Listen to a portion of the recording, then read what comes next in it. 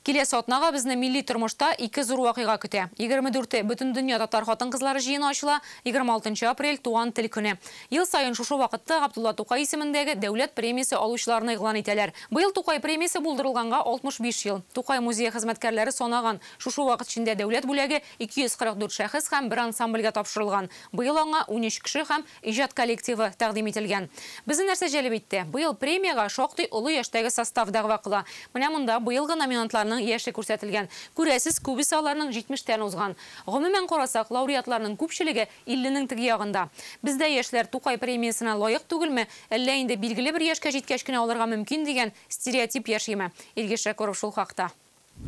Автобусда барғанда мен Мөхәммәд абиға айттым, Мөхәммәд аби, құтлыйм сізні шушындай Тукай исеміндегі премия алуыңыз білен дегеш, ол Ләбип, ол меңа еш шақта керек еді дейді. Ләбип Лерон 1990 елда болған вақиғаны еске ала. Ол шақта Тукай премиясына 60 яшьлек Мөхәммәд Мәгдиев лайық болған. Ол шушы премиясын бір 2 ел яшады мекен, вақытта болды. Шынлап та аның адыра ғырурланып та иресі келгендір. Өзінше бәлекегіне, мені көрдігіз бі, мен бітінше ирештім, яздым, қызмет еттім деп те ойлағандыр, көрсетесі келгендір. Шуан көре сөз келіп та шыға, вақытында берілмеді деген сөздер келіп шыға. Шынлап та үлкенеге, мен үшінші тапқыр қойылып ғаннасыңына лайық болдым. Бұйыл 13 кандидат. Әдәбиятта шағирлер 91 яшьлек Флора Ғиззатуллина, 67-сін тутырған Наил Қасымов, 74-тәге Шаукат Ғаділша.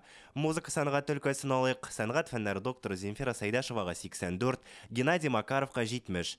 Кино өлкәсіндегі номинантлар шағыштырмаша яш, Илдар Яхфаровқа 52, Мансур Ғилажевқа 62. Рәсім һәм сынлы сәнғатта 64 яшьлек Найля Кумысникова һәм 71 яшьлек Фәрид Ғыбаев. Архитектура өлкәсендә Фирдәус Хановқа 71, Рауль Айдаровқа 73 яш. Ең яш кандидат Алексей Барекинға 42. Бұл премия тарихында ең үлкен составларының бірісі. Бұйылғы мисалда, мәселен, Флора Ғиззатуллина бар бетін 90-нан ұзған кандидатлар арасында.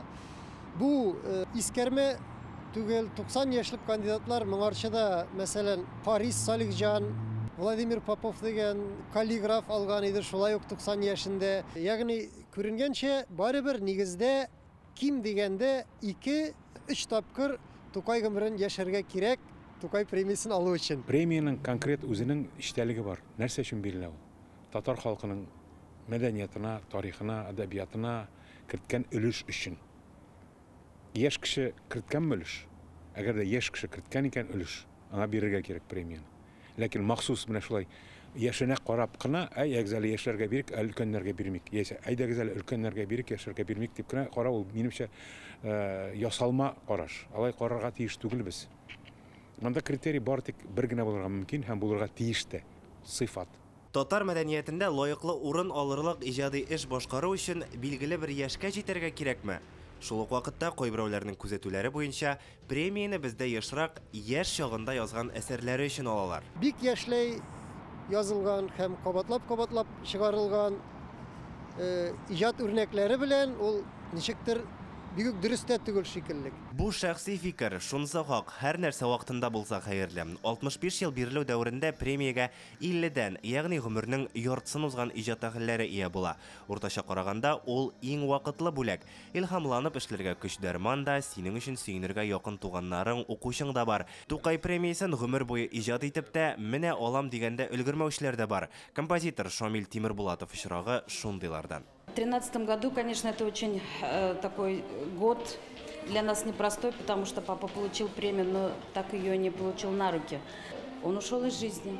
Премияның дәүләт тарафынан расланган нигезләмәсе бар. Анда Тукай премиясын алучыларның яше, әзәрне бастырып чыгарганнан соң күпме вакыт узарга тиешлеге дә язылмаган. Номинантларны Мәдәният министрлыгы, иҗади оешмалар, иҗат берлекләре тәкъдим итә. Безнең язучылар берлегендә бит гомумән алганда әгъзалар өлкән яшьтәге кешеләр асылда. Уртача яшь безнең 70 тирәсе. Шуңа күрә Ғабдулла Тукай исемендәге дәүләт премиясенә өлкән яшьтәге әдипләрнең дәгъва итүе ул табигый.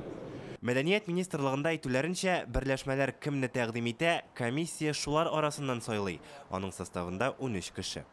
Әлбәттә, инде без күпчелек кандидатларны, менә премияга бирергә теләгән кандидатларны хупларга тырышабыз. Әлбәттә, һәрберсен иҗаты турында беләбез, хәбәрдар. Һәм шуңа күрә яшьләрне дә монда көтәләр.